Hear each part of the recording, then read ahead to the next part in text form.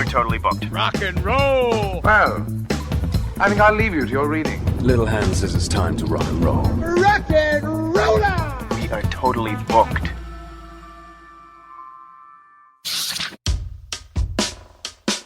Hey guys, it's Booked on Rock, the podcast for those about to read and rock. Subscribe and give the podcast a 5-star review wherever you listen. And thanks to everyone who have subscribed and sent in some great comments recently. Can't thank you enough for your support. Robert Dimery is our guest to talk about his new book, MusicQuake, The Most Disruptive Moments in Music. Discover music that dared to be different, risked reputations, and put careers in jeopardy, causing fascination and intrigue in some and rejection and scorn in others. This is what happens when people take tradition and rip it up. MusicQuake tells the stories of 50 pivotal albums and performances that shook the world of modern music, chronicling the fascinating tales of their creation, reception, and legacy. Tracing enigmatic composers, risqué performers, and radical songwriters, this book introduces the history of 20th century music in a new light. From George Gershwin and John Cage to Os Mutantes and Fela Kuti, from Patti Smith and the Slits to Public Enemy and Missy Elliott. By discussing each entry within the context of its creation, the book gives readers true insight into why each moment was so pivotal and tell the stories surrounding the most exciting music ever produced. Some were shocking, others confusing, beautiful, and surreal. Some were scorned on release, others were chart toppers, and yet more inspired entire movements and generations of new musicians. These cutting-edge works, which celebrate novelty, technology, and innovation, help define what music is today, acting as prime examples of how powerful songs can be. This book is from the CultureQuake series, which looks into iconic moments of culture which truly created paradigm shifts in their respective fields. Also available are ArtQuake, FilmQuake, and FashionQuake. Robert Dimery is a writer, editor, and music expert who's worked on Tony Wilson's 24-Hour Party People and Breaking into Heaven, The Rise and Fall of the Stone Roses, plus countless other popular music publications. He was general editor of 1001 Albums You Must Hear Before You Die and 1001 Songs You Must Hear Before You Die. He's worked for a variety of magazines, including Time Out London and Vogue. As always, a playlist of the music discussed in the episode is on the show notes page. Hello, Robert.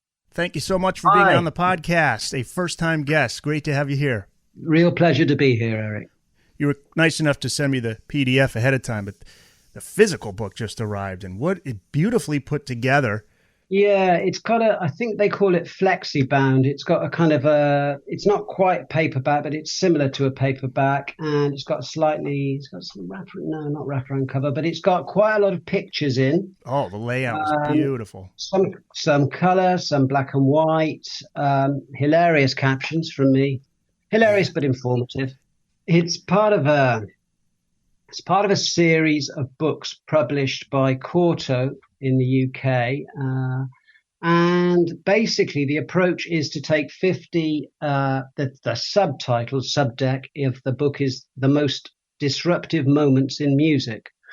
So we're looking at 50 moments that in some way changed people's perception of music, of what music could be, either at the time or subsequently, either in an obvious way or subtly. And alongside these moments, and a moment could be a song, it could be an album, it could be a performance. There are features dotted through the book to put that event in context, a bit of sort of what else was going on in music, what was going on in society at the time. And there's also a little timeline for each of the 5 chapters in the book where we just basically say, this is what was happening in history. And by the way, you mentioned it's part of a series. There's 50 most explosive moments in film and another one. What was the other one? There's 3 of them, I think. Could be ArtQuake. Yeah. I definitely want to check out the film one as well. So was it difficult, the process in coming up with these 50 moments? Did you have some times where you said, I got to leave that one out, got to put that one in? Yes, it was difficult. It's a nice problem to have, but it was a challenge. And for a start, knowing where to begin was a challenge. So I thought logically, The first event, the first moment in this book is the premiere of The Rite of Spring by Stravinsky in 1913 in Paris, which is kind of a momentous event in you could call it classical music at the time, but I could have started in the late 19th century. I wanted to break this idea that it's only really in, say, rock and roll, pop, in the broad sense that we think of pop, that you can be radical. I wanted to show that, how people have been shocking in music for quite some time. I could have gone for Debussy, because the way Debussy composed was very, in many ways, melodic, though his music was very out of kilter with what was going on at the time. I could have gone with Arnold Schoenberg, who developed this 12-tone style of writing, which most people found unlistenable at the time. But I went with Stravinsky. But there was so much more I've had to leave out. Sometimes I couldn't bear not to have somebody's name or a particular release not mentioned in the book at all. So I've kind of I've smuggled them into things like these features that I mentioned earlier that put the various moments in context. But I could have, there's gazillions. I could have put in John Coltrane. I hope this isn't too much of a spoiler alert, but I could have. I wasn't able to fit in John Coltrane's "A Love Supreme," for example.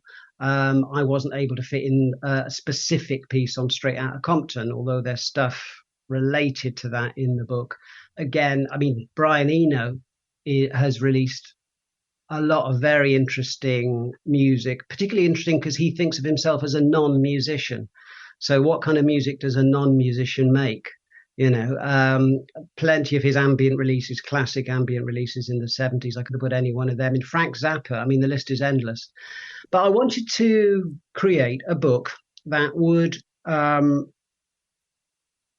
cover the period from, broadly speaking, the turn of the 20th century to now, and space out these disruptive moments as best as I could. So, for example, we could have gone for, I don't know how many disruptive moments there were in 1967 or 66, but a huge amount. You could say Sgt. Pepper, the Velvet's first album. You could say the Beatles' Tomorrow Never Knows. You could say Zappa's Freak Out, which I think was 66. You could say, I don't know, Dylan's Blonde on Blonde. That's just off the top of my head. Would you put the Stones in there? Yeah, you could say the Stones. You could say I Can't Get No Satisfaction from 65. But it seemed to me unfair to try and overweight certain years, or indeed certain periods, certain decades. So I've tried to be as representative across the whole of this span, from the turn of the 20th century right up until 2020, 2021. What is The Rite of Spring, and what is it that made it so explosive? The Rite of Spring is a ballet that was premiered in Paris. And it caused a scandal. It's famous for having caused a scandal, that particular premiere. It caused a scandal for a number of different reasons. The music itself was considered shocking at the time. It starts in a very odd way with a very high bassoon part, played really at the maximum extreme of a bassoon player's range. To describe it's a pagan ritual in which a girl basically dances herself to death to appease the gods and to guarantee a good spring, and it's for the good of the tribe, if you like. It's kind of set in prehistoric times. So it would make sense to have this weird, almost strangled sound at the start of it on a bassoon. There are thumping rhythms in there. There are crazy syncopated beats that kind of wrong foot you all the time. And that's all in keeping, again, with this manic dance that she's doing. This kind of, literally, she's dancing herself, as I say, to death.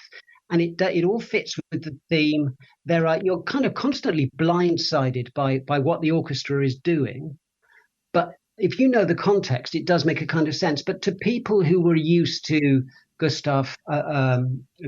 to Mahler, used to Wagner, it was a different sound world that you were being dropped into, and a lot of them weren't really prepared for that. The choreography of the ballet was done by Nijinsky, and it complemented the music in that a lot of the music, by the way, was taken from sort of folk music and wedding songs from Eastern Europe and Central Europe and Russia itself. And Stravinsky was working within a vein, but a lot of people wouldn't have known that because of what the end result was with what that music sounded like once he put it through his machine, if you like. With Nijinsky's choreography, the dancers weren't graceful. They weren't on point. They weren't gracefully moving through the air. They were landing awkwardly. They were landing on flat feet. They were moving like grotesques in a way because they were meant to be signifying this as a very primitive world, and it's quite a menacing world in many ways. It caused a scandal also because some people say it's a bit like Bob Dylan at the 1965 Newport Folk Festival, which was also mentioned in the book, again without giving too much away. A lot of people said you just couldn't hear it properly. That within the concert hall, the orchestra couldn't liaise properly and synchronize with the dancers. That's possible. Like a lot of scandals, a lot of momentous events in our lives, I suppose, a lot of momentous events in culture, a lot of the disruptive moments in this book, it's difficult to see exactly what the truth is. It could have been disruptive, that concept, for a number of different reasons. It's also a moot point as to how spontaneous the riot that broke out within that concert hall was. Was it staged? Was the impresario Serge Diaghilev, who was the head of the Ballet Russe who performed this ballet, was he deliberately setting it up to be a riot because he knew that a scandal would get more people in, would spread the word about this incredible new work that Stravinsky had composed?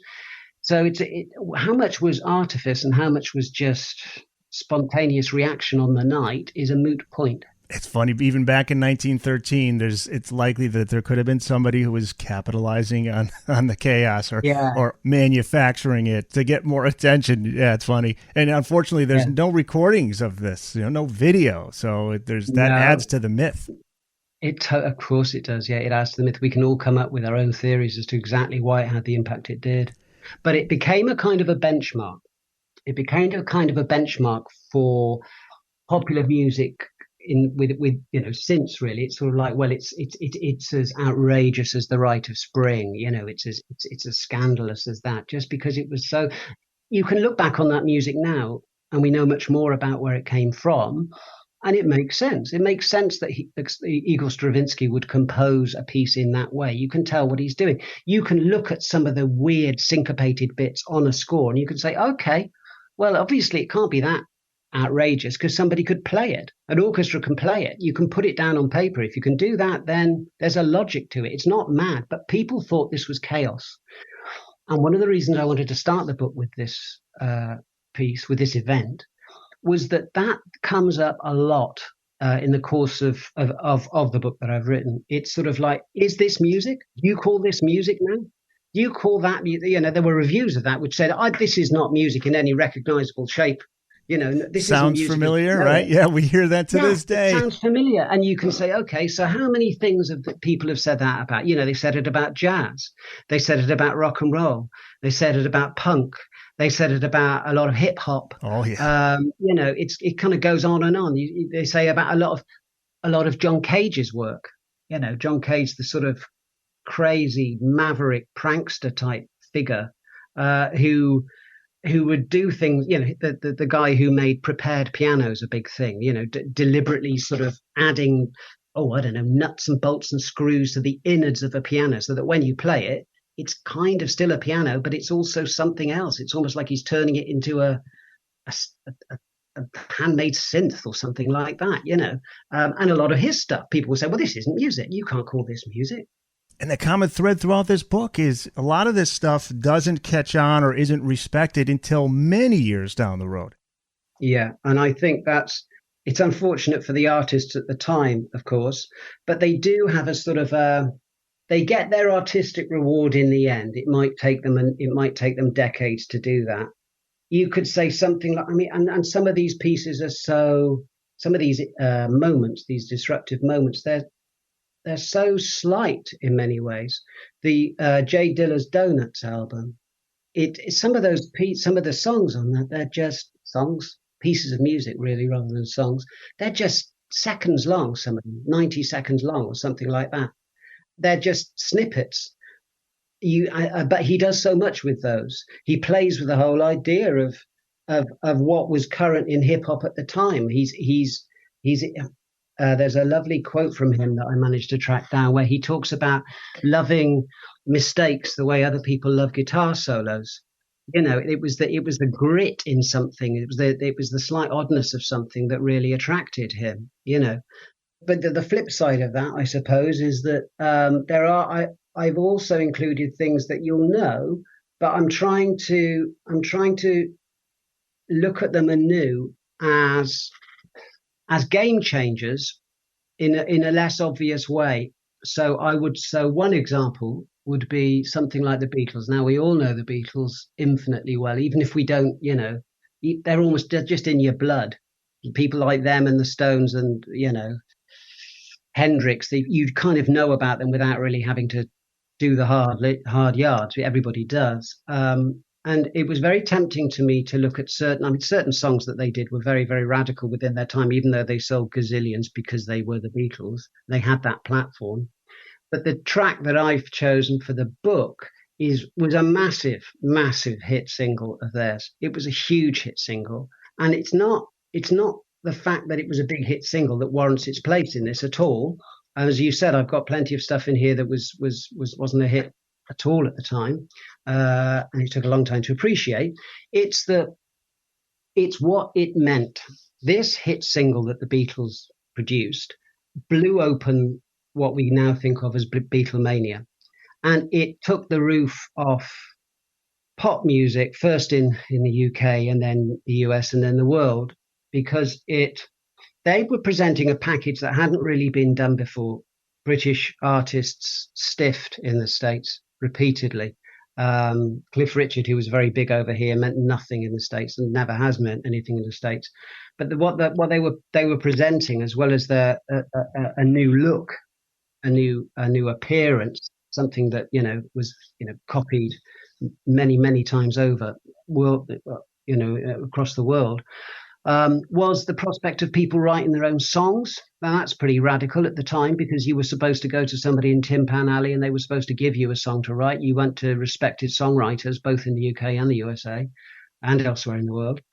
And they were giving you a sound. They knew about all, hooks. They worked at their craft, I suppose I'm saying. And they got to the stage where they presented something that changed the way people thought of music, of the possibilities of music. Changed it over here, and then with the British invasion of groups that sort of came over in their wake to the USA, changed the USA as well.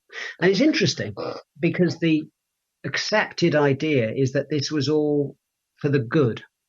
And of course it was, by and large. The Beatles loved Motown, and they championed Motown, and they championed girl groups, and they sang girl group songs, which is curious when you think about it. You couldn't imagine the Rolling Stones covering too many girl groups, so the Beatles made a practice of doing it.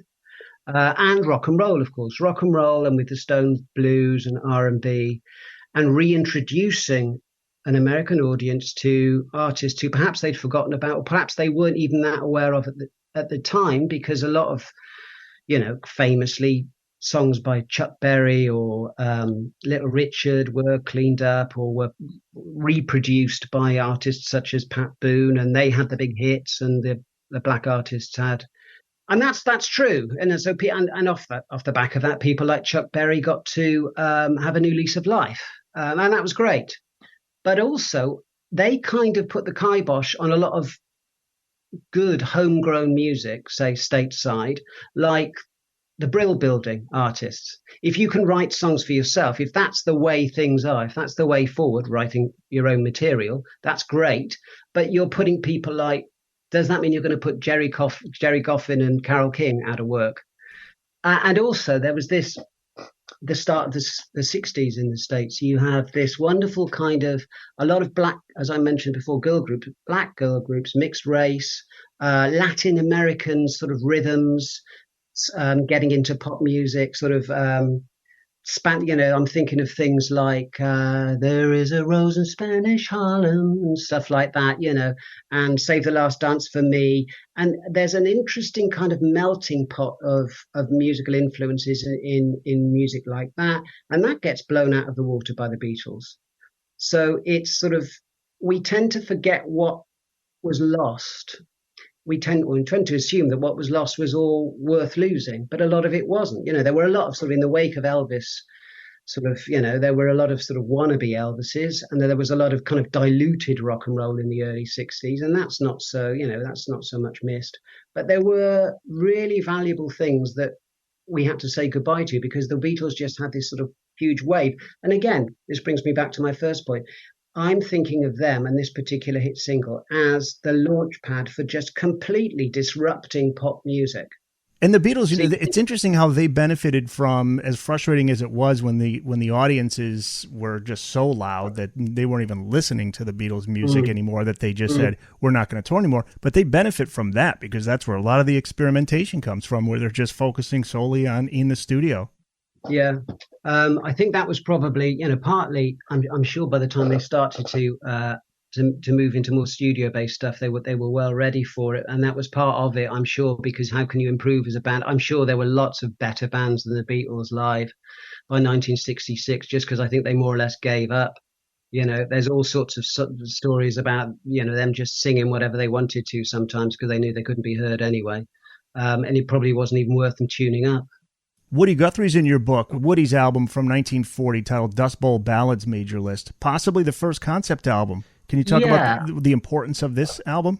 My case for that is that it's a unified set of songs, all based around the same theme of the Dust Bowl period, when people were just lost their livelihoods in the Midwest and were forced to move elsewhere, many of them over to California, of course, to the West Coast for a better living, but they didn't find a very particularly warm welcome over there. This is territory covered beautifully by John Steinbeck in the Grapes of Wrath, by Dorothea Lange with her photography, and Woody Guthrie, who puts a personal face to these stories. Each song is like a little vignette of one person's experience. Sometimes it's somebody who there's a lovely song where the protagonist sings. He's basically saying, "I'd yodel if I could, but I can't because of the rattle in my voice, because of the dust in my lungs." There's a lot of dry humor, quite dark humor on there, but it's very angry as well. There's a lot of anger in it, and there's a lot of anger, I think, against things like organized religion, saying, be meek, be mild, accept your condition here on earth. It's, we have to accept it and you'll have your reward in heaven. And Woody Guthrie saying, I don't want my reward in heaven. I want my reward now. I want to have a good life here. I don't have to wait for it. The Booked on Rock podcast will return after this. The Booked on Rock podcast is on Facebook, Twitter, and Instagram. Find us on Facebook at facebook.com/BookedOnRockPodcast, on Twitter at BookedOnRock, and on Instagram at BookedOnRockPodcast. There are features that run through the book as a complement to the main entries, and one is titled The Broad Church of Minimalism. And you write, quote, "A minimalist work might incorporate space or silence, glacially shifting textures, rhythmic patterns, crisscrossing like ripples, but also reassuring tonality." You write of American musician John Cage and him being a major influence, but one song you mentioned just blew my mind, 1965's It's Gonna Rain by Steve Reich. And I'll include this song in the episode's playlist because you got to hear what is going on in this track and what led you to including this in the book. I'm actually getting goosebumps thinking about that. Yeah. Track, weirdly, Eric. So that song is it a song? That piece of music is a recording of a street preacher. And he's venting, he's giving off a kind of like an apocalyptic rant, a warning. It's all very much kind of Book of Revelation stuff. And what Reich has done is he's honed in on a phrase, "It's going to rain. It's going to rain. It's going to rain." And what he does is, this picks up on a theme actually that I'll return to that occurs a lot in the book: chance and accidents, and the way they can inform the creation of a piece of work that perhaps you wouldn't have created otherwise. Reich had two tape machines set up, and they were playing this thing, and he was already into sort of, editing and cutting and splicing and fiddling with tape to make new sound. These two tape machines started running out of sync. There was something they just, it's almost like they're organic, if you like. They weren't particularly, that they weren't running precisely in sync. They begin to run out of sync, and when they start to run out of sync, you get this weird mixture of sound going on that makes this, in a weird way, it fits the theme of the preacher's speech about apocalypse, and it sounds deadly. The sort of the mixture of the two sounds, of the two speeches getting out of sync and more out of sync and more out of sync. It's a crazy thing. Sam Phillips, Elvis's producer, great quote in this book. "I always knew that the rebellion of young people, which is as natural as breathing, would be a part of that breakthrough." What a great quote. And That's All Right Mama comes out in 1954, a defining rock and roll moment and a shocking moment. Think about that for that time. I mean, people were just blown away by it. An interesting period when Elvis and Scotty Moore and Bill Black and Sam Phillips started recording that what they came up with was something that you're right, it did shock fans, especially when he actually went on TV on the Dorsey show and what have you, Ed Sullivan. There was, you could see that there was something special. So the man's charisma shone through, but aurally, the sound of that single shocked DJs who weren't sure what he was. Without seeing him, you didn't know whether he was white or black. And black DJs would say, "I'll play it, but it's too country. I'll play it, but it's too country." And country DJs will say, "Well, he sounds black," and that's gonna, in some regions of America, presumably, the more southern regions, it's going to alienate some of our market. I'm not sure if we really do want to play this, because what he was doing with both sides of that first single, Elvis's first single, That's All Right, you've got a blues song by Arthur Crudup that he's reworking, or blues R&B, and he's reworking with a country lilt to it.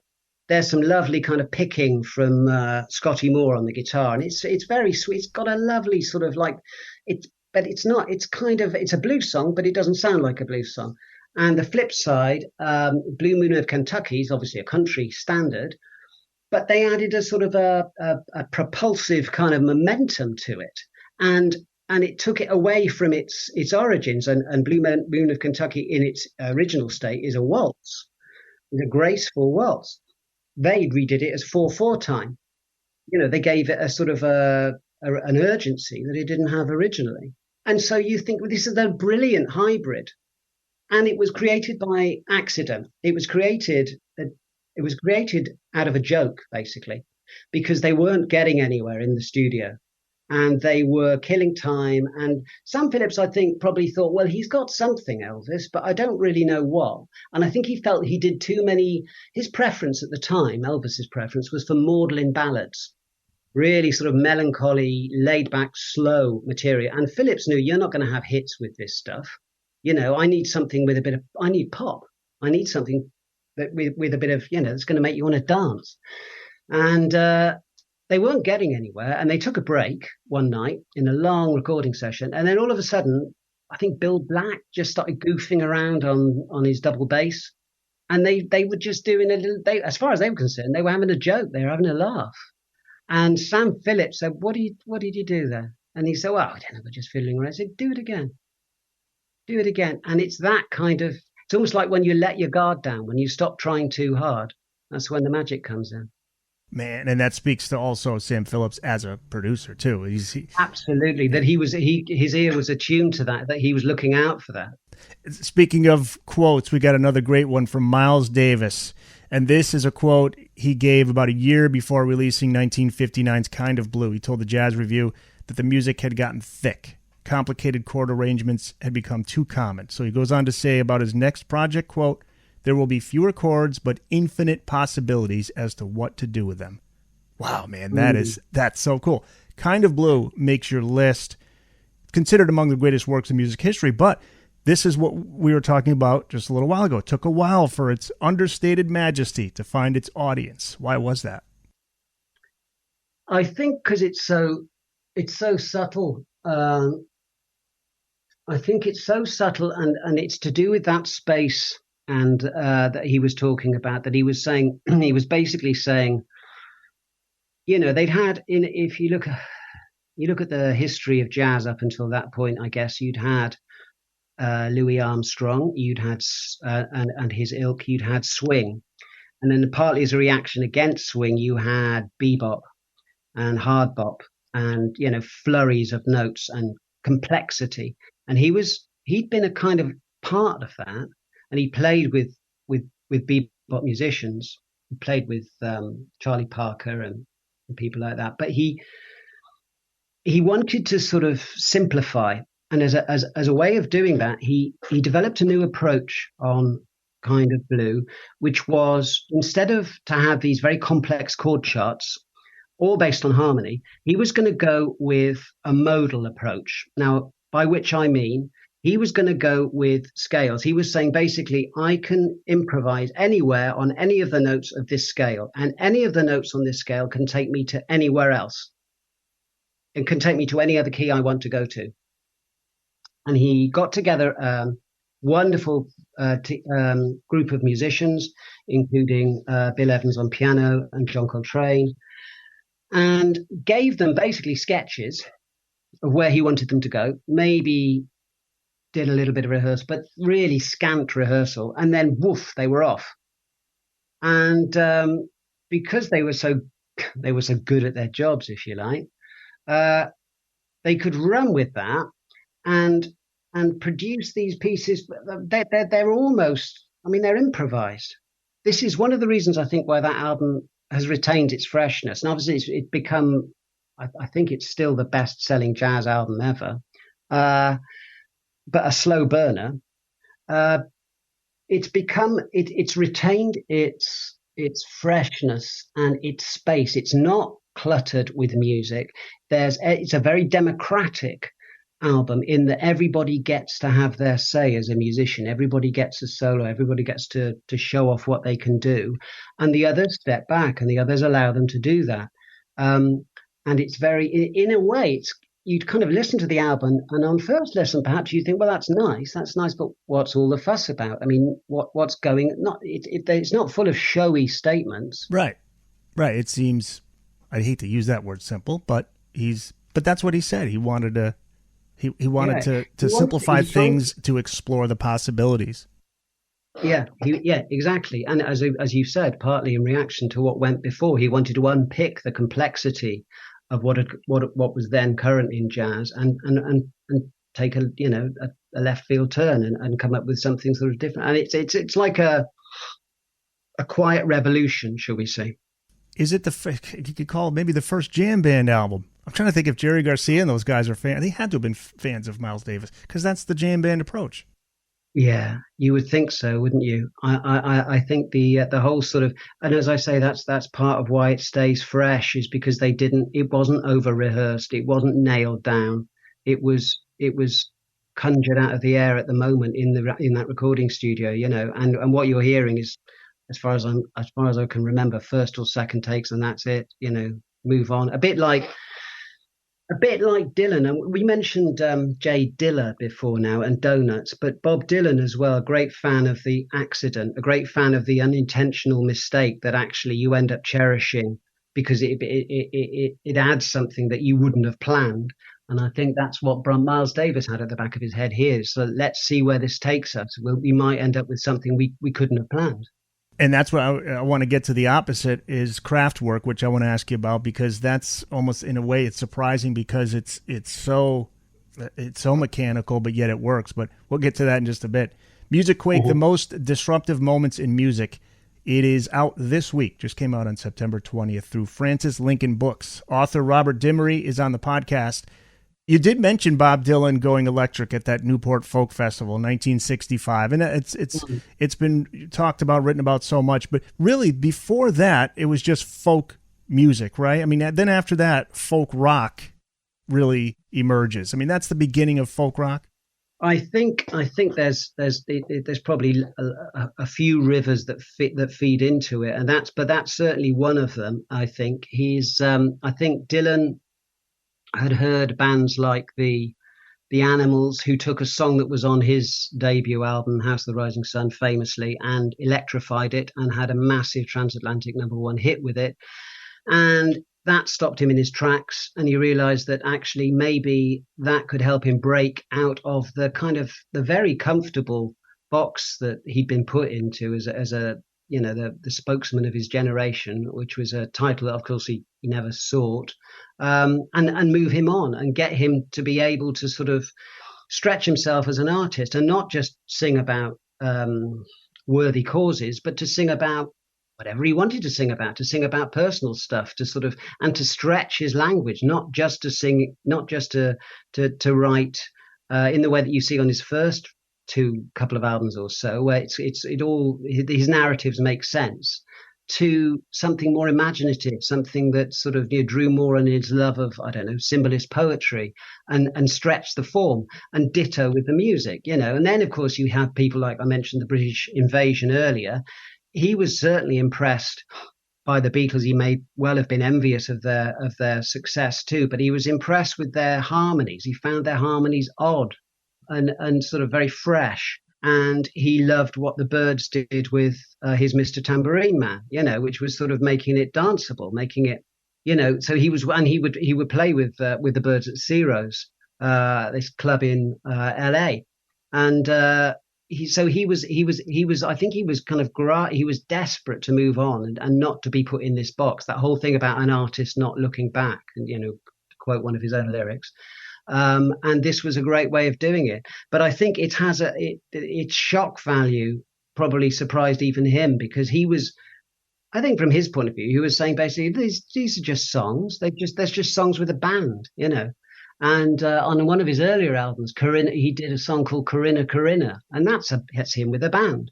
But what this was him with a fully electric band that may or may not have been too powerful for the PA system that had been set up for it, which again may have fed into why people found it so many people found it such a shocking experience to be there that night at the Newport Folk Festival. The fact that, he was physically distancing himself from his previous incarnations. He'd come on before at the Newport Folk Festival previous years, dressed in like a work shirt, playing an acoustic guitar, in the company of people like Joan Baez. So he was very clearly part of that group, part of that context. But now he's wearing leather jackets. He rehearsed that afternoon in a big sort of like a polka dot blouse with skinny jeans and Beatle boots. And it wasn't announced that he was going to show up with the electric. Yeah, this wasn't part of the promotion. This would have taken people by surprise as well. And I think a lot of people saw it as a betrayal. They had a very fixed idea of him in their minds, and he was turning his back on all of that. And, quite fairly so. He was saying, basically, I can't, I'm not going to be what you want me to be. In the same way that Hendrix said, I'm not a jukebox. I can't just give you the hits every night. That's going to kill me as an artist. Wasn't it Pete Seeger who ran to his car? It was so loud. He said, I can't listen to this.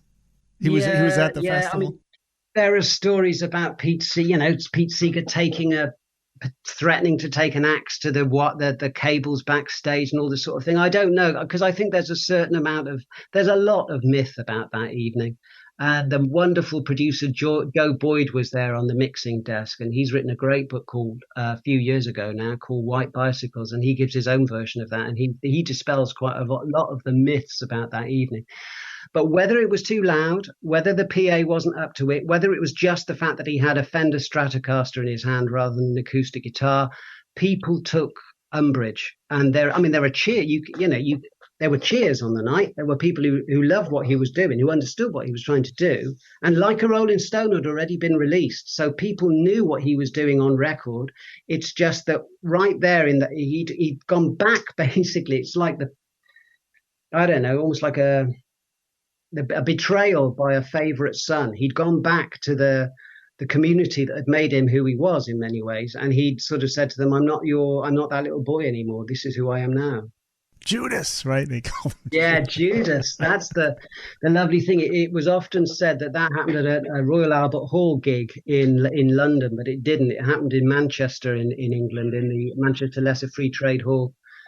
Or Free Trade Hall, I should say. Yeah. And he was, Judas. I mean, God, what does it take to call you Judas? How it's like, he didn't kill their families or anything. Like, he changed his style of music, Well, let's stick with the 60s, the topic of LSD. It's interesting in that it's not something you would encourage anybody to do, and I'm certainly not willing to try it, even though you can't deny what it did for music in the late 60s. And unfortunately, it went from being used to create beautiful music to you get Charles Manson using it to put his girls under his evil spell. LSD wasn't completely foreign, though, pre-late 60s. It was getting around in Hollywood. Cary Grant famously used it. How does it make its way into music? I think one of the obvious routes would be the fact that one of the guys who was a massive manufacturer of it, called Owsley, was also the Grateful Dead sound man. And the Grateful Dead started to partake of LSD, and they were part of that West Coast scene in the 60s that also included people like Ken Kesey and his Merry Pranksters, who would roll up at sort of these parties and basically ask people if they would like to do an acid test. And obviously they did, people would try acid for the first time. The Grateful Dead will be playing. There'd be this amazing kind of multi-sensory experience going on later, obviously, with sort of light shows and oil slides and what have you, to sort of amplify the feelings they were experiencing. And that this obviously changes the kind of music that people are interested, that certain people are interested in making. Now people become interested in sort of mimicking the experiences that you might have when you're on a trip. And that manifests itself in turn in, say, in the UK with bands like, the Beatles, obviously. I could go back to them again with things like Tomorrow Never Knows, for example, where the music is a very disorientating music that, again, the question of whether a track like Tomorrow Never Knows would have sounded like music to a contemporary audience. To some people, that certainly the people who love the Beatles as sort of lovable mop tops, there's a lot of very strange stuff going on. And I think rather as with marijuana, when they got into marijuana, which we mentioned Dylan earlier, he's cited as the person who actually got them into it in the first place, because before that they'd been kind of rum and coke men. And he's sort of, that changes what they're going to sing about and the way they're going to sing about it. Well, acid only amplified that, and you get a similar thing with the Byrds, where they're breaking free, partly under the influence of acid. They're breaking free of things like conventional rock and roll guitar solos to produce something like the guitar solo on 8 Miles High, which is much more influenced by people like John Coltrane, specifically by John Coltrane and his track India. And I think there's an expansion into kind of very strange new sound worlds stimulated by LSD. And it marks a kind of there's almost like a breaking point in pop music, I think, at around that particular point, 60, 65, 66, 67, where a lot of people who liked what had gone before didn't really understand where their favorite bands were going. There's very famously a quote from the Queen, who obviously gave the Beatles their MBEs in 1965. But by 1967, she was saying, the Beatles have gone a bit strange, haven't they? And they you could tell by, obviously by the way they look. But the the kind of music that bands were putting together was really pushing at all sorts of envelopes. In some ways, it's pushing towards what would become rock music. You're getting much harder edge to sounds. You're getting what might have been regarded as mistakes cropping up on records, but they weren't mistakes. They were deliberately there. Things like feedback, things like their deliberately harsh guitar overwhelming certain other parts of the palette of a song, the sound palette of a song. And you've got things like the Yardbirds, for example, a track by the Yardbirds called Happenings 10 Years Time Ago, I mentioned in the book. There's two that you've got Jimmy Page and Jeff Beck on the one track, filling it with all sorts of.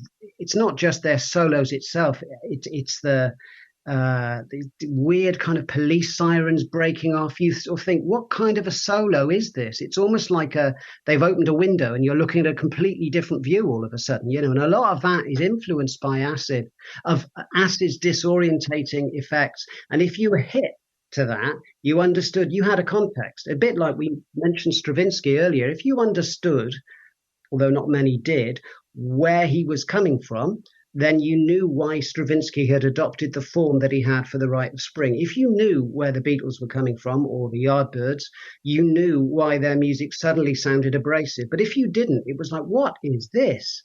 What is this? We liked A Hard Day's Night, but what is this? We liked For Your Love, but what is this?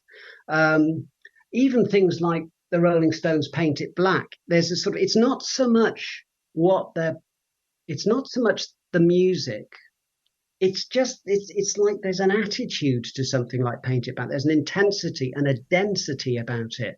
There's a whole sound world there that wouldn't have been possible before. Do you know what I mean? And there's a clear breaking point in the mid-60s where some people go say, this isn't for me. I want Tom Jones and the Green Green Grass of Home. I want familiarity. And the more progressive one could say, part of pop and pop fans say, no, I want to challenge me more. These are new sounds that we've never really heard before, and I want you to push harder. It seems like there was such a short distance, as somebody who's never taken LSD, a short, very, very short distance between light and dark when you take LSD, because you could create music that's beautiful and light, like Jimi Hendrix, known to take LSD, and he's creating all these beautiful sounds and writing about oceans and the sky and aliens, but happy aliens. And then you get some of the darker stuff, like the Stone song, Paint It Black, and of course, as we know, LSD had a lot to do with the Altamont show, right? I mean, everybody was under the influence of LSD, and I mean, so it seemed like it could just go one way or the other very, very easily. Yeah, it's one of the sad things about music of that period, of course, that there's so many very, very promising artists who didn't have their full shot at their art, who didn't become who they could have become because of that. But I mean, for those who were able to ride that wave and come out the other side, that it took them to places that they wouldn't have gone to otherwise, and also I think it encouraged them to think of, again, this ties in with the whole theme of the book, encourage them to think of sound in a different way and to challenge the preconceptions of what you could do in a recording studio. Because, of course, we think of a recording studio as a place, certainly in the up to the mid-60s, say, it was thought of as a place where you produce faithful renderings of a performance. That's what you did. And bands, even in the early 60s, bands were doing tracks in one go. You didn't have the luxury of overdubbing. You had to reproduce your live performance as accurately as you could, and then you'd move on to the next one. But by the time we're talking about now, through innovations by people like Les Paul, who I also mentioned in the book, who was one of the pioneers of multi-track recording, what you do in the studio may be impossible to replicate live, which makes it frustrating from that point of view, but also impossibly exciting, because you can conjure up whole worlds especially when people start to properly, put on headphones and listen to music that way. Whole worlds with what you can do there, and a lot of that's to do with sort of, it may be to do with particular sort of effect within the studio that people are just making up as they go along. People are sort of there's a effect called a flanger, which is only called a flanger because John Lennon gave it a stupid name, but it's a particular aural effect that's slight. It adds a slightly different flavor to music. Ditto, the loops that a lot of bands were getting into, that you would loop music, literally have loops of tape, creating a weird sort of sometimes disorientating sort of effect in the your wah-wah music. pedal too. The wah-wah pedal. A wah-wah pedal. Oh my God, a wah-wah pedal that almost sounds like it's talking with Hendrix. Almost sounds like it's talking. The idea being that you could do all of these things and you couldn't do it on stage. In a sense, it's similar to another area that I mentioned in the book, which is the whole idea of using recorded sound to make new sounds in a way that an artist might use like I mentioned Marcel Duchamp in the book, who famously presented already existing objects, found objects, as what he termed ready-mades. And he said, this is art. And people started to do similar things in music, that they would work with found sounds, with recordings, and rework them. And people like Pierre Schaeffer in Paris would do this, for example. And they're sort of making something totally new out of something that already exists, but they're refashioning it in a similar way to, as I say, the way people were experimenting with studios in the 60s. And they were taking the nuts and bolts of what had been music and they were throwing them up in the air and doing something completely different with them. The Booked on Rock podcast will return after this. The Booked on Rock podcast is on Facebook, Twitter, and Instagram. Find us on Facebook at facebook.com/bookedonrockpodcast, on Twitter at bookedonrock, and on Instagram at bookedonrockpodcast. Staying with Hendrix, but moving from the studio to the stage, Star Spangled Banner at Woodstock, an anthem for a divided nation. That's how you refer to it in the book. Like all great art, his performance invites multiple interpretations. Can you expand on that? He found a way to do some unusual things on the stage without the use of studio effects, and cheers and jeers for that one when people responded to it. Yeah, I think it's an interesting one again because it's you can see two sides of what he was doing here. I think first of all, if you were a traditionalist and you heard what Hendrix did with the Star Spangled Banner, you may well be outraged. But what he seems to have been doing to me is that he was representing, he wasn't disowning it and what it stood for, but he was saying, okay, if this is our national anthem, let's take the temperature of our nation right now. We're involved in Vietnam. We've got riots on the streets, as I mentioned earlier. How can I give you this anthem straight? I'm going to give you snippets of the anthem, but this beautiful melody gets lost. It's almost like it's lost in fog. Every now and then, or smoke from bombs or what have you, because he gives you waves of like this feedback, and there's white noise, and there's these crazy. He was using his the whammy bar on his the tremolo arm on his guitar to sort of create these extraordinary dive bombing sounds. So you're kind of thinking, well, he's saying he's introducing the Vietnam War to this kind of dialogue, if you like. He's introducing the strife on the streets in the United States here as well, and yet he's not just making an anti-establishment point, because he'd served in the Air Force, so he knew that there would be. He was sort of saying, I sympathize with the men who are fighting out there, because it could have been me, in another world, it could have been him. It's a bit like Country Joe McDonald's Fixin' to Die a Rag, that one that, Whoopee, We're All Gonna Die, that song. He was a vet. So part of the appeal of a song like that is it's written by somebody who's been in the situation where he has to, fight. And he's singing partly as an ex-soldier, and Hendrix is singing is playing partly as an ex-serviceman, as an ex-Air Force man. And he's not. And I think his attitude to that song, that piece of music, Star Spangled Banner, as I mentioned in the book, I think it changes. I think sometimes when he performed it quite a few times, most famously at Woodstock, but other times as well, and sometimes he seems more bitter when he produced it. What he said, the way he prefaces it, talking about specifically about the police against rioters in the streets. Sometimes he seems, but Star Spangled Banner at Woodstock seems more ambivalent. He's saying, look, this is the state of our nation. What do you think of it? Yet there were those that thought it was blasphemous, sacred. You can't do that to the Star Spangled Banner. Yeah.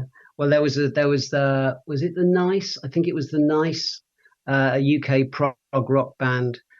Famously they did a reworking of Leonard Bernstein's America from West Side Story, and it was very anti-American in many ways, and I think they used to burn the stars and stripes on stage as well. And that was the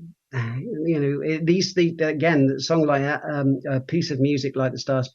Hendrix's treatment of the Star Spangled Banner, it's like taking the temperature of the times. There was I think the sides were very firmly drawn by the late 60s, and there were some people who clearly just couldn't understand what was going on with music, with why people should suddenly do something like what he had done to the Star Spangled Banner.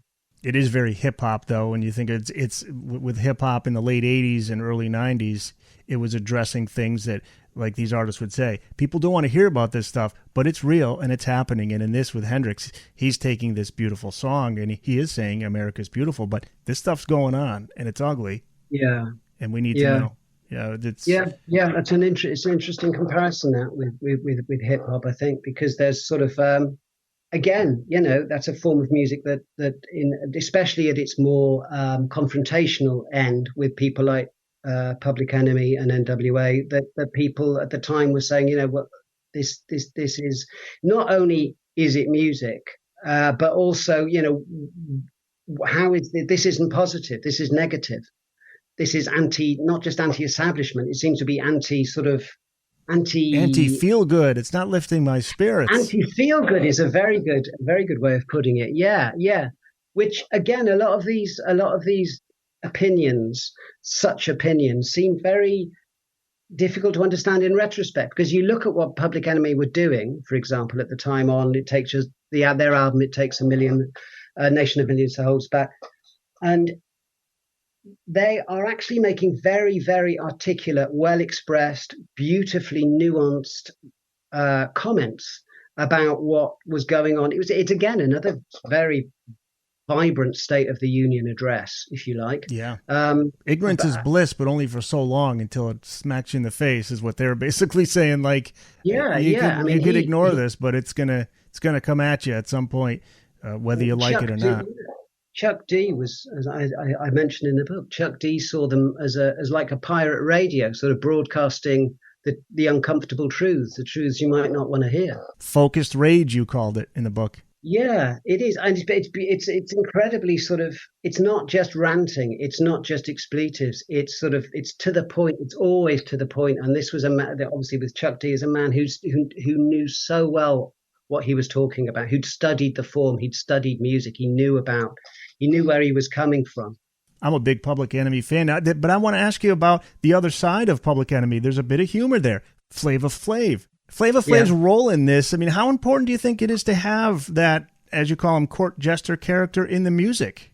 It's a brilliant idea to include somebody like him in the setup, I think, because he was you can only be preached at for so long, or you can only be told those truths so hard for so long before eventually you start to get bored of them. You want a different voice, you want a different flavor, you need to step back a little bit to sort of assess them, and then you can go again, and then you can re-engage. And Flava Flav is brilliant, just sort of like dodging around, playing on the sidelines, just sort of like even taking any possibility of pomposity of preaching out of Chuck D's deliveries by just sort of, he's not deflating them, but he's just adding a nice sort of counterpoint to them, a beautiful counterpoint to them. I don't think it was by mistake either, Chuck D. That was something that he had thought out. I'm assuming he just seems like that type of artist. Like this wasn't just I think the whole thing of Public Enemy was so carefully thought out. From their presentation, for their image, to things like the twinning of Chuck D and Flavor Flav, and it's almost like a Shakespearean play, where you've got the king, like you've got King Lear, and you've got the court jester who tells the king things that nobody else can tell, if you like, and in a parallel way, you've got Flavor Flav sort of dancing around, sort of like adding a little bit of humor here, a little bit of irony, and then you go back, then you go again with Chuck D. It's a beautifully measured package that you're getting with the two of them. You talk about Grandmaster Flash and the song you call the Rosetta Stone of turntablism, the adventures of Grandmaster Flash on the Wheels of Steel. Is this the birth of hip hop? This is what year? 81? 82? Early 80s. Yeah, I mean, I wouldn't want to say it was necessarily the birth. It must be one of the main building blocks for it. You could go back to anybody doing anything with vinyl, like extending. I mentioned in the early 70s, you've got people in the book I mentioned, you've got sort of, block parties and people just wanting to keep the vibe of a party going and creating their own handmade kind of extended mixes by using two copies of the same record, two turntables, and just keeping it going like that. You could say in the early 70s, there were already the vestiges of that. If you want to talk about people fiddling with samples, then you could go back to people like Steve Reich cutting up and splicing tapes. That feeds into it too. That feeds into what hip hop became in terms of reusing these. I used the term before, found sound, existing sound, but doing something completely different with it. But it's one of them. It's one of the core building blocks that he could create. Grandmaster Flash could create on one single an entire sound world completely made up of pre-recorded music. That none of that was his own. He didn't sit down in a recording studio and pick up a guitar or go to a keyboard and create any of that sound. That it was all created from pre-existing material that he just span together with his turntables. I've heard KRS-One say the message is really like the birth of hip hop in terms of literally the message. The lyrical. It is, theme, narrative. I think sonically, Grandmaster, the Wheels of Steel is incredibly influential, but obviously the message in terms of what you can say, in terms of, if you think of, it's not that long before this period we're talking about in the very early 80s that you get Rapper's Delight as the first kind of major rap related, hip hop related hit. But that's almost a novelty song. It's dismissed as a novelty song. And then you get something like this where you can say something which has got more of a socio-political message, something that's more hard-hitting, something that people can relate to on a street level, and I agree. The message is another building block, if you like. It's saying, look, this is what we can talk about now. It's a bit like Dylan in the early 60s saying, look, I don't want to sing about Moon and June. I don't want to sing about, my heart's been broken by my girlfriend. I want to sing about people. I want to sing about civil rights. I want to sing about people who are being oppressed right now in our country. And you've got the same thing going on with the message. I didn't include that partly because I think Grandmaster Flash in particular wasn't that involved in that. Even though his name's on the single, he wasn't greatly involved in the recording itself. I think what he did sonically on Wheels of Steel deserves attention in its own right. And I think the message is I think we know how important the message is. And I wanted to take a different tack. I wanted to look at another piece of the kind of the hip hop jigsaw puzzle, if you like, in Wheels of Steel. Yeah. And how that worked. Well, the Beastie Boys another group I love, Paul's Boutique from 1989. I mean, that's the one with the sampling. And that was at a time when I don't even think at that time they didn't pay for the rights, I think. And then when the album blew up, it was all the artists said, oh, wait a minute, I think you owe me some money. But that is a landmark album. Yeah, Paul's Boutique, very much so. Yeah, I like that. I like that a lot myself. And I think it's interesting that they weren't just using samples for musical reasons, if you like, but they were also paying tribute. It was a bit of there was a certain cachet to what you chose, obviously, what you chose, how hard you'd had to work to find what you were sampling, the classic crate digging, but also, that you might be putting yourself in a lineage by what you sampled, saying, look, I know about this person, I know about this jazz artist, I know about this obscure 60s garage band, I know about this, and you're effectively you're putting yourself in a whole history of that kind of music by your choice of samples, but it's a wonderful period. It's like the Wild West, a wonderful period when you can just pick and choose from the whole history of recorded music. You can do what you like with it,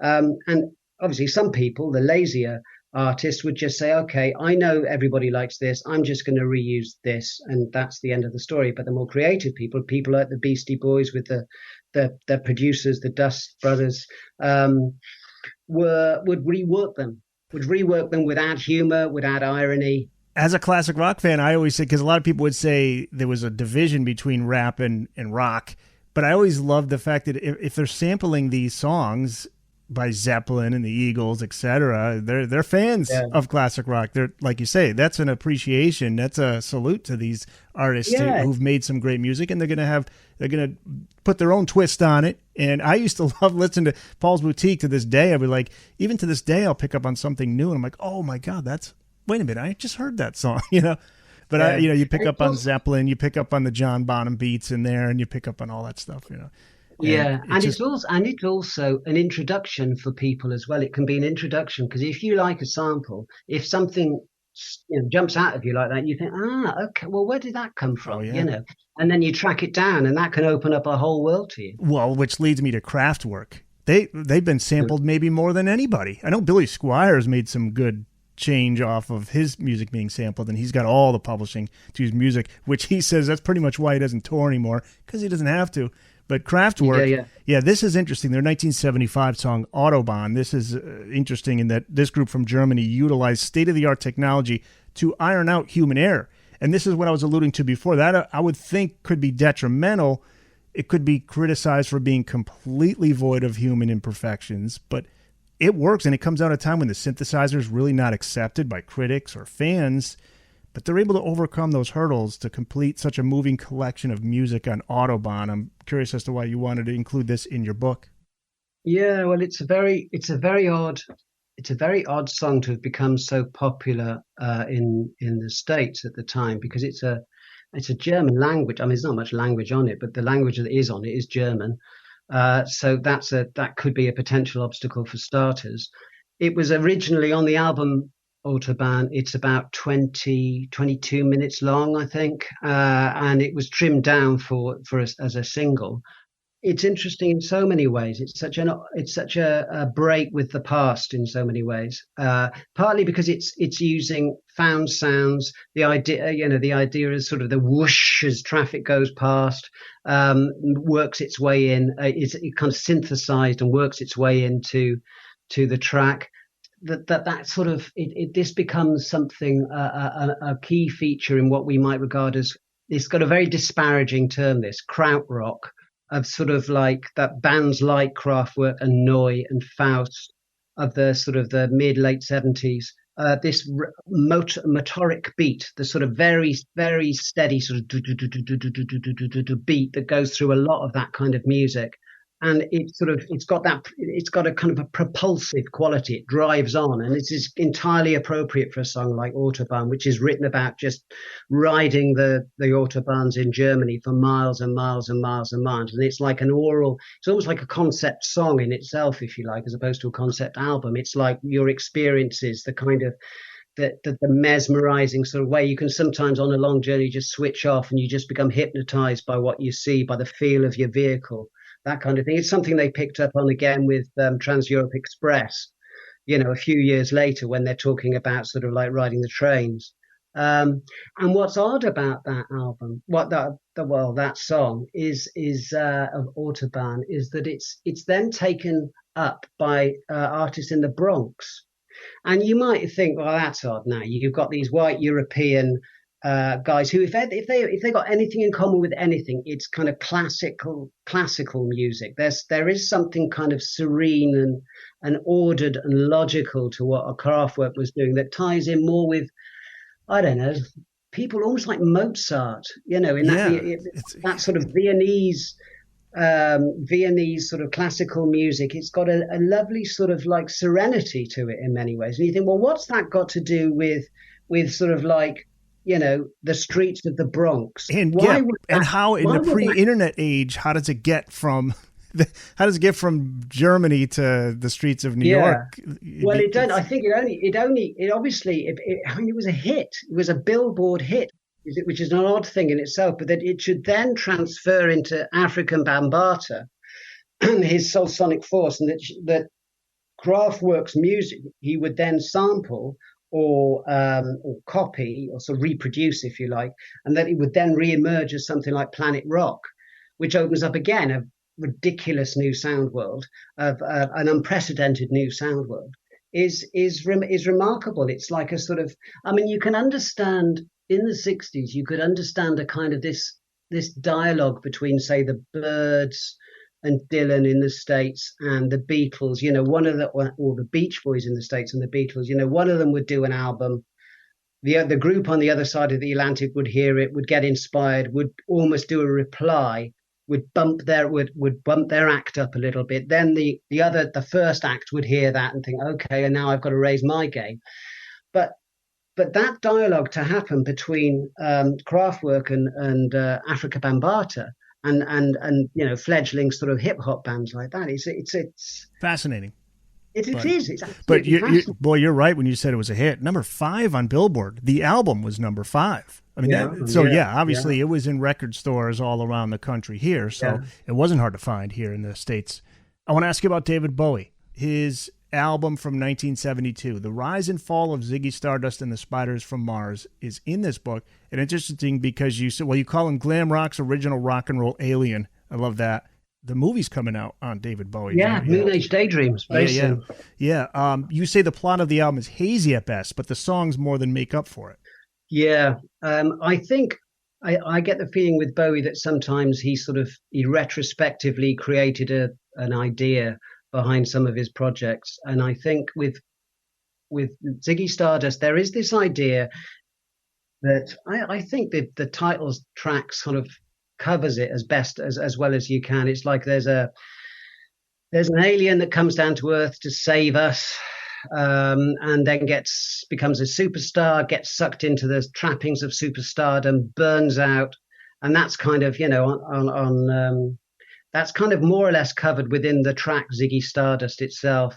But that's kind of broadly speaking the arc of the album. But the album was kind of one that he created sort of just after finishing Hunky Dory, another brilliant album by him previously, which wasn't a hit until Ziggy Stardust was a hit, and then it was a hit retrospectively.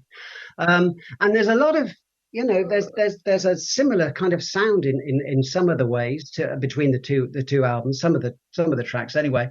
But he's reinvented himself as something completely different there. This is basically his first big reinvention.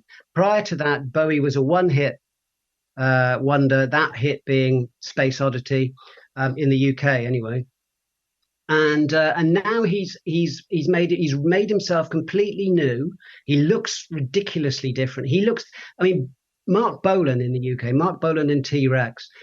Mark Bolan is probably the first glam rock star. He got there a little bit earlier. He was the one that wore glitter. He was very, very pretty. He wore women's jackets and stuff like that. He looked sort of like he was camp.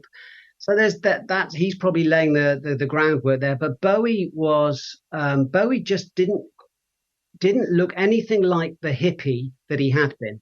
Bolan did. Bowie didn't. Nobody looked like that. Nobody had hair like that, red hair, shock of red hair. Nobody had mismatched eyes, for that matter, which of course Bowie famously did. And he'd shave his eyebrows off, and he just looked like he'd just touched down. And I think he opened the world with that album, and with the tour that went with that album, and with his promotions on TV.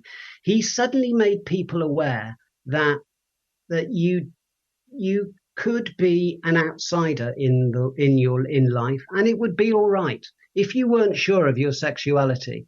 If you felt like you were always on the margins, well, that was okay, because if you're on the margins, you can create some very interesting things. And I think that androgyny that he had about him, which he expresses through Ziggy Stardust, the look of him, you don't really know what he is. Which way he's going, sort of thing. It opened the door for a lot of people, I think. There's a very famous episode of Top of the Pops, the old British pop TV show, when he plays Starman from the album Ziggy Stardust and the Spiders from Mars, and he sings the line, "I had to phone someone, so I picked on you," and he holds his finger and he twirls it down the camera. And a lot of British pop artists who came afterwards, people like Ian McCulloch of Echo and the Bunnymen, people like Mark Almond, have said in retrospect, I was a kid, I watched that on TV, and it was like, whoa, he's talking to me. There was a whole sort of, what you've been told as the way the world works isn't the only way the world works. You know, you can be a bit maverick, and he was, that whole album is the work of a maverick.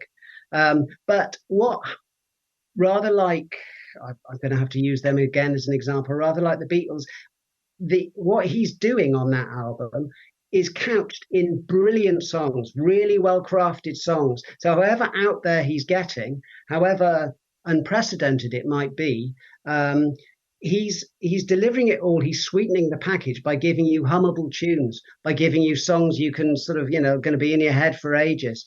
And by adding a sort of, he's introducing a kind of a theatre to rock there as well. Certainly in the performances that he gave, the way he brought Ziggy to life on stage.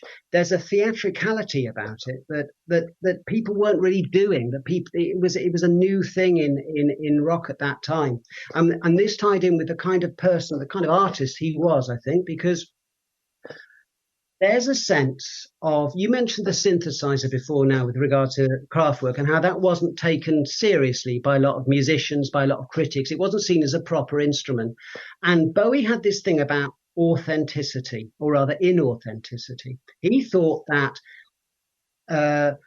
there was a sense that the artists that we love, like the Stones, you kind of think the Stones are they embody their music, if you like. It looks perfectly natural. There's a natural marriage between the way the Stones are, the way the Stones look, and their music. It all seems to tie together. It's like it's a lifestyle. It's a way of life, if you like. And he said, I'm not like that. I'm putting forward a complete construct, and this is why he changed that image that he had throughout his career, certainly throughout the 70s. He's saying, okay, look, this is me for this album. Now I'm Ziggy Stardust. But don't think that you can put me in that pigeonhole. Similar to Hendrix, similar to Dylan as well. Similar to Dylan saying, don't think I'm going to be your protest singer for the whole of my life. And Bowie saying, don't think I'm going to be Ziggy Stardust. I know what an artist needs to do. I'm not going to spend the rest of my life doing doing Ziggy Stardust. Next time I'm going to be something different, which is why he famously killed off the character of Ziggy Stardust at the end of his tour in 1973 for the album. And he time and time again throughout the rest of his career and life. Yeah, and he's saying, look, here, this is me now, but I'm playing a part. And this is me on the next album. This is me on Diamond Dogs, but I'm playing a part here. And this is me in Berlin. This is me doing these three amazing albums in Berlin, Lodger and Heroes and Blow. But that was a part as well. And now this is me again. This is me on Scary Monsters. Shed your skin and start a whole new life. Yeah, he's saying, look, I'm an actor. I'm not living these lives really. They would drive me mad. They would drive me insane if I tried to leave these. This is me now, and this is me now, and this is me now. It's that question. He loved the fact that he wasn't being authentic. And he stayed true to the character in interviews too. I mean, he did, yeah. Well, I think that, I think early on when he first became massively successful with Ziggy, that probably tickled him to do that. But after a while, of course, it's the classic thing of, you wear a mask and then the mask takes you over. It starts dictating the patterns of your life and the sort of the excesses that he indulged in during that period. He came over to the States, toured Ziggy in the States, and things just got madder and madder and madder. The Booked on Rock podcast will return after this. The Booked on Rock podcast is online at bookedonrock.com. Find a list of all the major platforms where you can listen and subscribe to the podcast. Link up to our social media sites. Find out the latest Books on Rock releases. Find your nearest bookstore. And if you want to reach out to us, you can contact us through our website, bookedonrock.com. I wanted to pick Kate Bush because now, thanks to Netflix and the Stranger Things series, we've got, I'm sure, a few more listeners right now who are investing in her catalog. And there's one album that you feel people should really listen to, her 1982 album, The Dreaming, a pivotal album. Yeah. What stands out about this album? What stands out about it is that she was using, for a start, she was producing herself for the first time, and which speaks volumes about her confidence about where she was as an artist, of course. But she was using a Fairlight, which was like a kind of a sampler and synth at the time, to create a whole new sound world for herself. And instead of composing music from the piano, which is what she'd done prior to that, she was using a synthesizer and percussion to build her work up in a completely different way. So this is an entirely new working pattern for Kate Bush. And the stuff that she's coming up with is very disorientating, is very odd. The album, what was the hit of it? Sat in Your Lap was the hit single in the UK off that, and it was the only hit single. But that's a kind of a weird song to be a hit, and it's partly because of the sound. There's a really weird, she explores very different vocal styles on the album. We mentioned Bowie before being a sort of an actor stroke musician, and Kate Bush is in the same territory on The Dreaming. She's using all of these different voices. She's also using the studio to play with her own voice, so it sounds, so she can alter it as well. So she's defamiliarizing her own voice, if you like. And it's a very odd album. She referred to it afterwards. It's She's Gone Mad album, and there's a madness as well, and darkness run through the album as well. And it's a very it's odd, partly because she's using a Fairlight, and she's using it to sample things and use recorded sound samples as musical parts in their own right, a bit like solos, if you like guitar solos. And it's a very different sound to anything that had been on her previous albums, which had been very much based, as I say, around a piano, and that was it. That was the starting point. So they were more conventionally musically acceptable. And then The Dreaming is a completely different. It's a completely different prospect, and for many people, for many of her fans, it was a step too far. I first discovered her voice through Peter Gabriel. Don't give up. No, Don't give up on So. Yes, he's interesting. You should mention him because he was one of the first, if not the first, people in the UK to get a Fairlight samplers. Yeah, he used it on So. That was a big thing he used on there. Yeah, they put the worker hats on when they were producing it, and because they were having some fun on that album. That's a classic. Yeah. The last one is 1991's Nevermind by Nirvana. And it's funny because Kurt Cobain was a guy who didn't like to do interviews, but man, he can come up with some good quotes. He, as you write, he once famously summed up Nirvana's signature sound as the Knack and the Bay City Rollers being molested by Black Flag and Black Sabbath. That's great. Yeah. Now, I want to ask you, but you you refer to James Dean, something that he had said in a famous quote, and this is perfect. And I just, if you could talk about that and just your thoughts on this album, because I certainly remember when this hit. I was 19, and this just knocked all the bands down. The Warrants, the Wingers, the Slaughters, the Def Leppard, all those bands went down.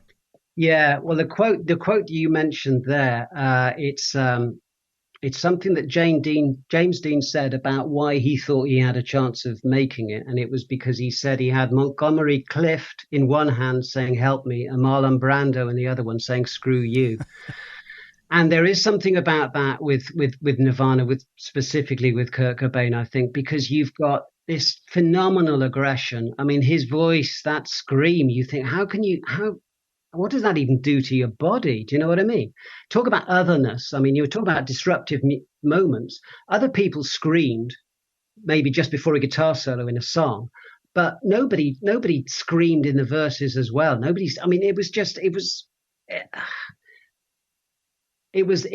was such a, in many ways, such a menace and such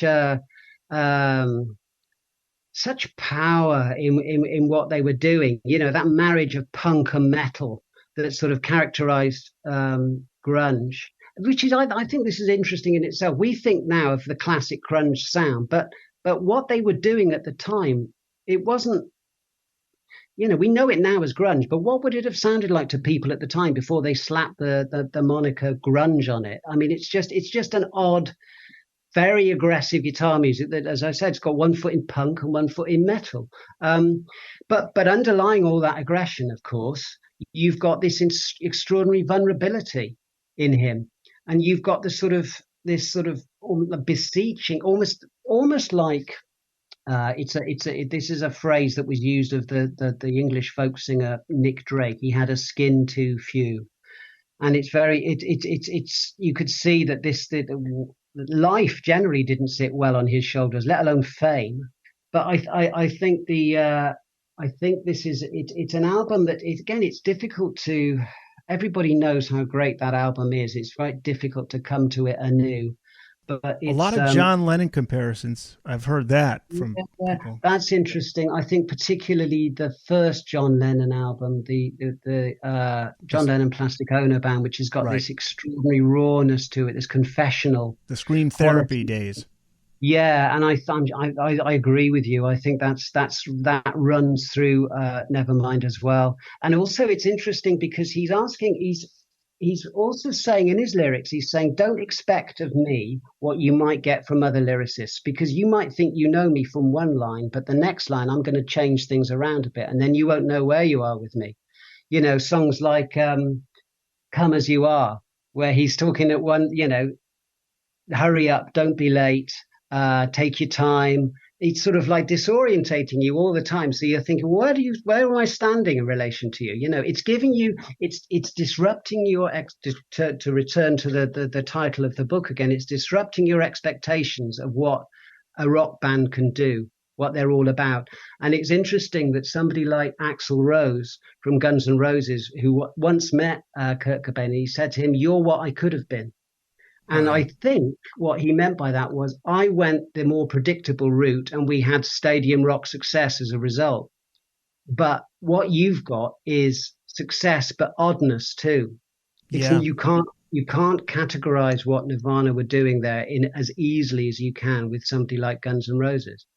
Yet Kurt couldn't run away from the fact that he had the Beatles instilled in it was part of the fiber of his musical being, because he tried to, even Butch Vig was saying when they were recording Nevermind, and he said, why don't you do double up your own vocals? No, I don't want to do that. And then he says, too pop, sounds too pop.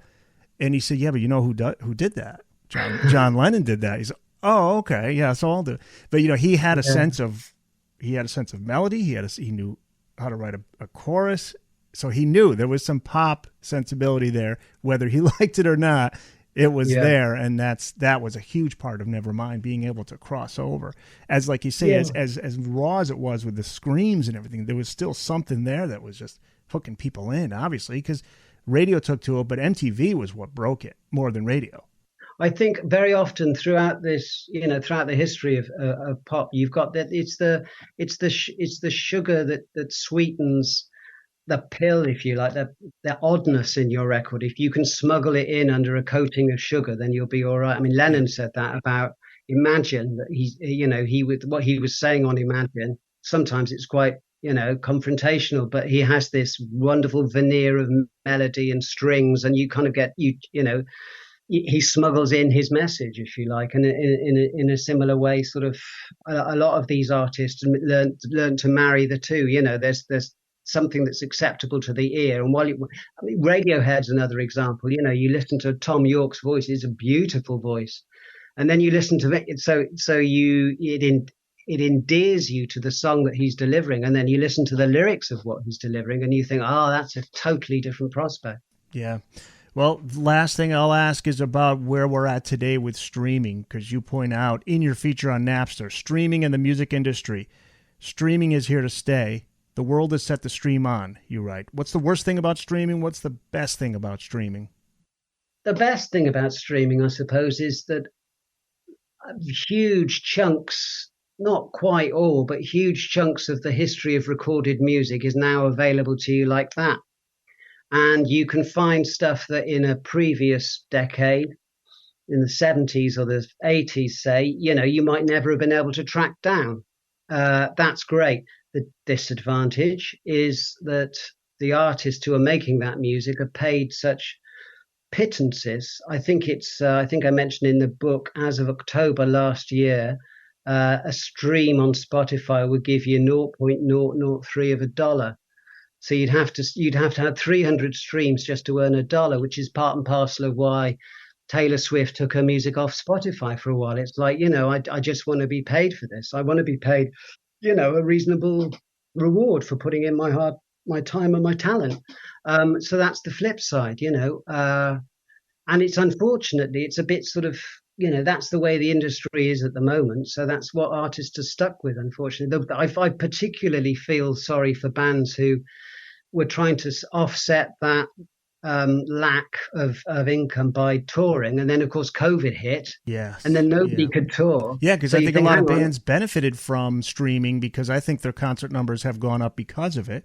A lot of bands from the old days that people discover on YouTube and streaming services. And then you're right, it all just comes to an end. At least it did for a while, and they're back. But I was just listening to a podcast where the hosts were talking about how frustrating it must be for a band who puts a ton of time, money, and effort into a box set, and it's not even the band. It's all the people that work in the 9-to-5ers that are putting it all together. And then it all just ends up on YouTube, but nobody cares either way. Whereas the artist was like, we put this together specifically because we wanted it to be packaged beautifully and the sound to be pristine, and people are just... I think this is a very interesting point that you've raised there, and it's one that I address in the book. It's an artist likes to construct a whole package. So artists generally seem to be still in love with the form of the album. They might reinvent it. They might do what Beyonce did with her album Beyonce, present it as a visual album. They might do what Björk did, which is present her album Homogenic as an app album. So there was an app aspect to it as well. They might choose to release it for whatever you want to pay, like Radiohead within Rainbows. But they love the form of the album. An album allows an artist to stretch out and really show you where they're at that particular point in their career, what their interests are, what their passions are. They can do that with an album form. It allows you to do that. Their fans, who previously would have been just sort of hand in glove with an artist, are now more inclined to sort of say, okay, well, I don't really want the whole album. I might just want one track or two tracks. And if I know how I can get it for free, I might not even pay for it. So there's this weird kind of like, I'm not saying all fans do that. Of course we don't. But there's this slight sort of division now almost between a fan and an artist. And it's like, well, if you love that artist, then you reward that artist. You do what seems only fair. You pay the artist for doing the job they're doing. But of course, if the technology's there, to allow you not to pay but still get the product, then so many of us will. Yeah. It's sad, though. I know this podcast that I was referring to where there were people that making comments because the hosts were trying to defend all those people who worked so hard at putting these together. And again, not the band, but these hosts were being called smug and, you know, how dare you? And then in the next episode, they're like, guys, we're speaking up for our fellow 9-to-5ers. We're just saying that you're putting them out of work. Like, this band will do fine because it's Kiss. They have a box. The band's going to do fine. Gene, Paul, it's not them. It's the ones who are working their asses off in the factory trying to, just assemble the box and put it on, like just the people on the, on the low end of this that are, got families to feed. I don't know, man. It's tough because then I say that, but I just feel like, hey, have I got music for free in my life? Of course, so I can't get on a soapbox and say it's, that I've never done that. So yeah, that's where we're at. It's where we're at. But I do think bands are benefiting though in concert. I do think because there's a lot more interest in these artists, so people will go out and see them in concert. So that's good. That's the upside to it. Yeah. Anyway, MusicQuake, the most disruptive moments in music. It is out this week, September 20 through Francis Lincoln Books. Available wherever books are sold. And Robert, any websites you want to let people know about? Any social media pages you want to share? Yeah, sure. You can find me on Instagram. You can find me on Facebook. You can, as Eric mentioned, obviously Amazon would sell the book. Waterstones. There's lots of different websites you can go to. There's probably even, if you've got a local bookshop, maybe get them to order it into. That would be a nice way of doing it. I have a link on my website where people can find their local independent bookstore. Excellent choice. Excellent choice. All right, Robert, this was awesome. Thanks so much. This is a fascinating discussion, but even a more fascinating read. So people we've only really just touched on just, like a tenth of the book as to what's in here. So people really need to go out and get it. And it's a great read. Thanks so much for being here. My pleasure. Nice to talk to you, Eric. And thank you for listening. I'm Eric Senich. Join me again next time for another episode of Booked on Rock.